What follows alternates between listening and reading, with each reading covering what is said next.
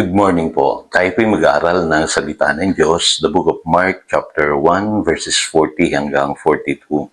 Isang taong may ketong lumapit kay Jesus. Lumuhod dito at nagmakaawa. Kung nais po ninyo, ako'y inyong mapapagaling at magagawang malinis. Nahabag si Jesus sa kitongin, kaya't hinawakan niya ito at sinabi, "Oo, nais ko, gumaling ka." Noon din ay nawala ang ketong ng lalaki at siya'y naging malinis.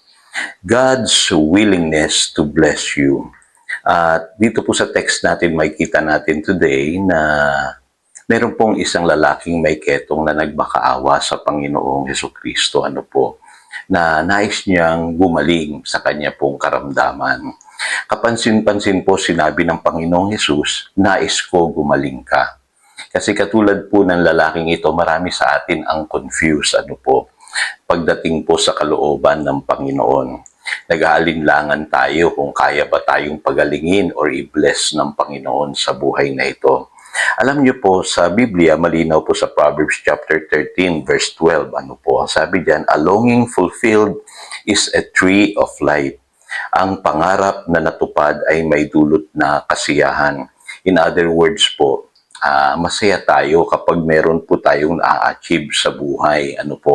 Yung mga pangarap natin, yung mga goals natin, totoo po, nakakapagbigay po yan ng kasiyahan sa buhay. Kaya lang po napapansin ko, marami sa atin ang confused pagdating po sa God's will. Ang lagi natin sinasabi, baka hindi kalooban ito ng Panginoon. Kaya katulad nitong lalaking may ketong, nag-aatubili tayo. At tatanungin pa natin ang Panginoon na kung nais po ninyo, ako'y inyong mapapagaling at magagawang malinis. Yun ang panalangin ng ketongin. Kung nais po ninyo. Pero kung titignan nyo po sa Biblia, lahat ng mga bagay na mabubuti, yan po inilaan ng Diyos para sa kanyang mga anak na nananalig sa kanya. Katulad ng salvation, healing, deliverance, prosperity, para sa atin po yan. Yun po yung sinasabi ng Mark chapter 9 verse 23 na all things are possible to those who believe. Kaya lang po, kailangan i-desire natin. In other words, kailangan matutunan nating alamin yung kalooban ng Panginoon para sa atin at i-desire po natin yung kanyang kalooban sa ating buhay. At sabi sa 2 Peter chapter 1 verses 1 and 2, sabi rito, sa sulat po ni Apostle Peter, sa mga mananampalataya, sabi niya, para sa inyong lahat na tulad namin tumanggap ng napakahalagang pananampalataya. Meron tayong precious faith na tinanggap mula sa Diyos. Sabi niya, sumagana nawa sa inyong pagpapala at kapayapaan ng Diyos sa pamamagitan ng inyong pagkakilala sa Kanya. So in other words, kapag tayo pala'y nakakilala kay Lord, sasagana sa atin yung pagpapala at kapayapaan. At yung panalangin din ni Apostle John do sa kanyang kaibigan na si Gayo, sabi sa 3 John chapter 2, "Beloved, I pray that you may prosper in all things and be in health just as your soul prospers." So tignan po ninyo yung panalangin ni Apostle John. Gusto niya sumagana yung pagpapala sa buhay ng kanyang kaibigan sa lahat ng area ng kanyang buhay. Kaya mahalaga po na maintindihan natin na yung God's will, ibig sabihin lamang niyan, ang Diyos naghahangad ng mabuti para sa atin. Kaya tayong mga Christian, dapat marunong tayong mag-pray according to God's will. Kasi doon nagtatagpo yung kagustuhan natin at yung kagustuhan ng Diyos. At pag alam natin yung kagustuhan ng Diyos sa ating buhay, hindi tayo nag-aatubiling lumapit sa Kanya. Yun ang sinasabi ng Hebrews chapter 4, verse 16. Huwag tayong mag-atubiling lumapit sa trono ng Diyos. Upang makamtan natin ang habag at kalinga sa panahon ng ating pangangailangan.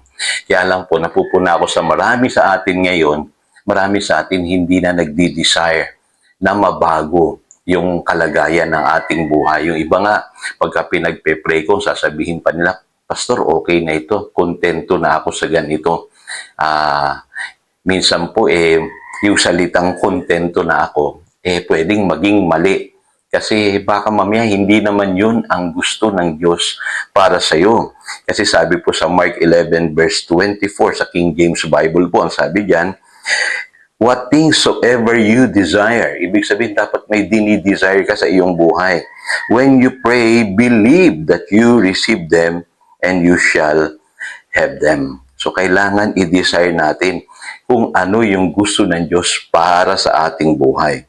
Katulad nitong lalaking ito, na sinagot ng Panginoon siya, sabi ng Panginoon, nais ko na ikaw ay gumaling. At ang sabi diyan, noon din ay nawala ang ketong ng lalaki at siya'y naging malinis. So, nagtagpo yung kagustuhan ng Diyos at yung kagustuhan nitong lalaking ito, kaya siya gumaling. Kaya ganun din po tayo manalangin this year. Ano po, i-desire natin kung ano yung nais ng Diyos sa ating buhay. Tayo po yung manalangin. Dakilang Diyos, salamat po at natutunan namin today na ikaw pala ay isang Diyos na gustong-gustong tulungan kami, pagpalain kami.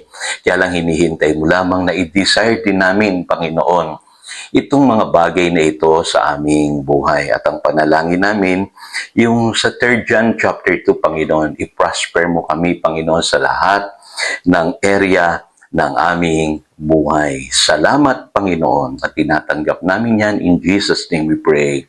Amen. Again, ito si Pastor Jojo, nagpapaalala upang daluyan tayo ng pagpapala, manatili tayo sa kanyang salita. Good morning.